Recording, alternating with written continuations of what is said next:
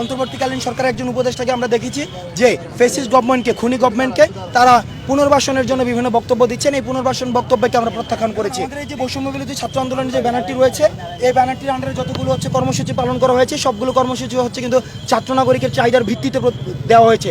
আমরা দেখেছি আমাদের যে বাংলা ব্লকেট কার্যক্রম, শাটডাউন কার্যক্রম, আমরা দেখেছি যে রিমেম্বারিং দ্য হিরোজ কার্যক্রম, মার্চ ফর জাস্টিস কার্যক্রম, যত ধরনের কার্যক্রম, পরবর্তীতে আমাদের 1 পয়েন্ট মুভমেন্ট, স্বৈরাচার পতনের যে আন্দোলন, সেটি কিন্তু দেখা গিয়েছে কি লং মার্চ যেটি ছিল 5ই আগস্ট, এই লং মার্চ এগুলি কিন্তু ছাত্রদের, নাগরিকদের, সমাজের সব ক্লাসের মানুষের চাহিদার ভিত্তিতে কিন্তু দেওয়া হয়েছিল।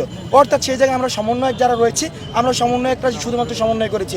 আরেকটা জিনিস যদি আপনারা দেখেন, সেখানে আমাদেরকে যখন উঠিয়ে নিয়ে যায় তখন কিন্তু যাত্রাবাড়িতে, উত্তরাতে, বাংলাদেশের বিভিন্ন জায়গায় কিন্তু সমন্বয়ক ছাড়াও কিন্তু আন্দোলন হয়েছে। অর্থাৎ এই আন্দোলনের একটি গুরুত্বপূর্ণ বিষয় হচ্ছে সমন্বয়ক থাকছে কি থাকছে না সেটা মুখ্য না, মুখ্য হচ্ছে যদি নির্যাতন হয় সেখানে নির্যাতনের বিরুদ্ধে ছাত্র নাগরিক দাঁড়িয়ে যাবে। এই ছাত্র নাগরিক যদি চায় যে আমাদের মধ্য থেকে রাজনৈতিক পলিটিক্যাল অ্যাপ্রোচের মধ্য দিয়ে রাষ্ট্র পুনর্গঠন সম্ভব, পলিটিক্যাল অ্যাপ্রোচের মধ্যে দিয়ে রাষ্ট্র সংস্কার করতে হবে, তাদের যদি দাবি থাকে, সেক্ষেত্রে সেটি নিয়ে আমরা পরবর্তীতে ছাত্র নাগরিকের মতামতের ভিত্তিতে আমরা ইতিবাচক সিদ্ধান্ত নিই।